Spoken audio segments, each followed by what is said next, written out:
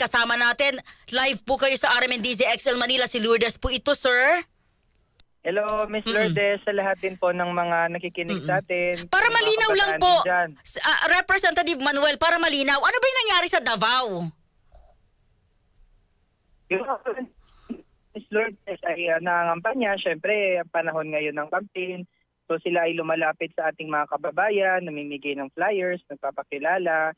Tapos, yun po, nakunan sa video na merong isa na pinunit yung mga flyers, tapos kung ano-ano na po yung mga sinasabi na nakakaharas na kasama yung pangre-red tag sa ating mga volunteers. Yung mga kabataan na yan ay mga volunteers po ng Kabataan Party List. Nasa edad naman po yan, sir? Yes, sila ay nasa tamang edad para mag-participate sa ating halalan. Sila ay 18 years old and above. Okay. Ano raw pong, nakita namin yung video, pinadala sa amin ng aming RMN Davao. May isang lalaki doon na nakakulay pula na nakilala po ba ninyo? Sino siya at anong dahilan kung bakit niya kinuha yung mga leaflets po ninyo at pinagsisira niya at pinagtatapon? Hindi po namin kilala.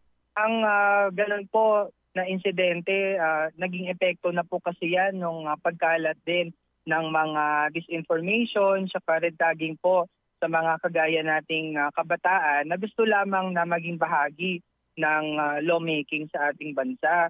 Yung lagaan na po na disinformation saka red tagging, yan po ay nag-impluwensya sa ilan sa mga kababayan natin na kapag meron silang nakakasalamuha na malaman nila galing sa Kabataan Party List, ganun agad yung kanilang reaksyon. Kaya sana, pwede kung in case lang may puwang pa para makinig sila, di makinig lang. Kami po open din kaming tanungin, open din po kami makipag-usap. Pero kung nanduduro na po, tapos naninigaw na ng ganyan, pag ganun po, wala nang mangyayaring usapan.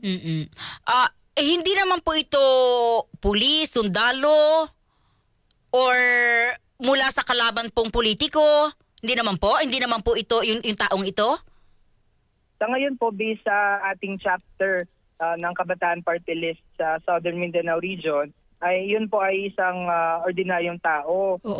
Kahit ako po, may pagkakataon din ako personally habang nag-house to house din. Kalakan naman ng mga tao, okay namang makinig. Meron din namang nagtatanong, valid na nagtatanong. Pero meron lang po very rare instances na meron talaga magsasabi na ayaw namin sa inyo dahil ganito, ganyan.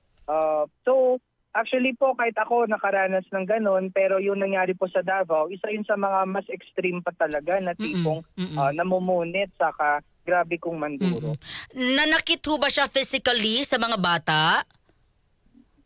Based po sa report ng ating chapter ay walang physical na ginawa, pero in terms of yung nangyari talaga kasi medyo merong paglapit doon sa isang volunteer natin si Beverly. So bagamat walang physical, meron po yung trauma yung form ng harassment. May trauma yun sa kanila. Pero buti lang medyo naimasmasan naman kinausap ng kanyang mga kasama yung volunteer natin. Kaya actually po tuloy, palaban pa rin yung ating mga volunteers. Wala ho ba kayong plano na maghain po ng kaso kaugnay po sa taong ito? Or sa tingin niyo ba ito talaga yung panuntunan ng Davao sa sinasabi ho nilang mga leftist group? Sinasabi ho ng local, kilala naman po ninyo kung sino mga nakaupo sa Davao? Yung ganun pong insidente, gagawan po namin yan ng narrative report muna. Ibig sabihin for internal purposes para may record kami. Tapos gusto po namin na isama ito bilang attachment dun sa naunang na-file na. Very recent lang din po within this week. Yung na-file natin sa National Task Force NCAC.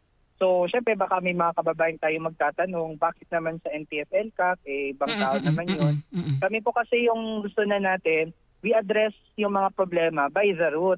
Ibig sabihin po, mga kababayan natin na gano'n, syempre hindi tayo natuwa dun sa ginawang panduduro, ganyan. Pero yung nag-embolden naman sa kanila talaga ay yung mismo official na statements na pinapakalat ng NTF-LCAC. Hindi naman po naging uso yung red tagging kung walang mga sinasabi at nilalabas yung NTF-LCAC. Okay, so Yung official na pagpa-file ng kaso, pag-uusapan pa ho ninyo laban sa taong ito?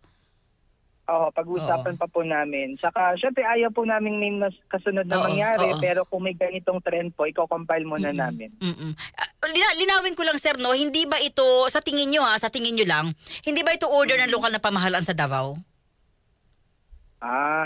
Well, sa ngayon po, tingin natin walang official order, pero kaya ito naman ay hamon natin sa lahat naman ng official sa Davao at kahit sa ibang mga bahagi ng bansa.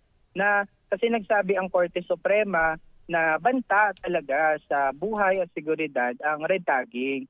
So dapat kung merong mga grupo na hindi nila kapareho ng paniniwala, ganyan, dapat manaig pa rin yung respeto sa atin bilang kapwa-tao. Pwede tayo magdebate pagdating sa mga ideya, pero hindi pwede na yung ang dulo ng mga bagay ay mang-red tag tayo.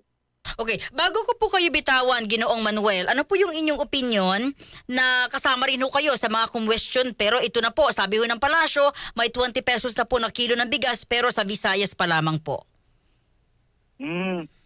Tungkol po dyan, tingin natin yan ay pahabol na attempt ng kasalukuyang administrasyon na i-fulfill yung kanyang campaign promise. Kasi totoo din naman on the record, pinangako yan. Tapos valid naman na yung mga kababayan natin ay magtanong saan na yung 20 pesos na bigas.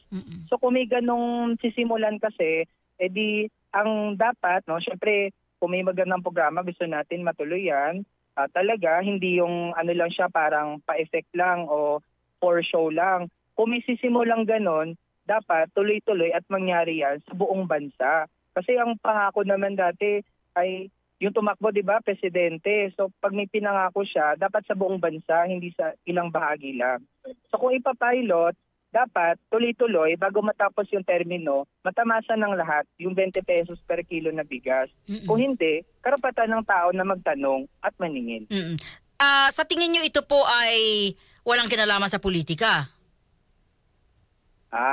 Na ngayon po ay maglalabas at oo. ng 20 Kasi may isa po kami nakausap, ang tingin po niya na ito ay may kinalaman sa mababang rating ng ilang mga senatorials ng administrasyon at talagang sinentro sa bahagi ng Visayas na medyo mataas po ang mga botante. Ako po masasabi ko posible dahil sa budget hearing naman sa Kamara, formal nating tinanong sa mga opisyal ng Department of Agriculture noong 2023 kung posible ba. Kasi yun, pinangako. Kaya dapat ma-update tayo kung mangyayari na ba yung 20 pesos per kilo na bigas. Ang sagot po sa atin, malabo. So kung 2023, ang sabi malabo, ngayon, ano yung mga motivations? Bakit ngayon ay gustong gawin na at parang merong gustong patunayan yung Department of Agriculture. So kung magkamilagro, no, na mangyari nga yan, edi nasa kanila na yung burden kung matutuloy talaga yan at kung mararamdaman ng mga kababayan. Kasi tingin natin hindi naman bulag yung mga Pilipino. Kung hindi talaga yan maging full-blown nationwide program, ako-confirm na pamumulitika nga lang yan. At nainiwala po kayo, hindi naman po ito panghayop. Maganda yung quality nito. Hindi naman po ito panghayop, kundi magandang quality nito. Sabi ho ni VP Sara, mukhang ang 20 pesos panghayop yan. Sana naman po hindi, no? At kung meron man pong mga ganun kababa yung quality, edi dapat po i-report ng mga kababayan natin sa mga opisyal, local man o national. Kasi may mga pagkakataon din naman talaga na yung kalidad ng NFA rice, halimbawa yung mga pinapamahagi sa mga biktima ng kalamidad, may mga times po na totoo, pangit na, may amoy na yung pinapamahagi na bigas. So yun, kung totoong hindi to pamumulitika, kumpara to sa tao, ayusin nila yung pamamahagi niyan. Sir, maraming salamat sa inyo pong clarification, sa inyong opinion sa ilang issue. Mabuhay po kayo. Magandang hapon po. Salamat, Ms. Lourdes, at sa RMN. Magandang hapon. DZXL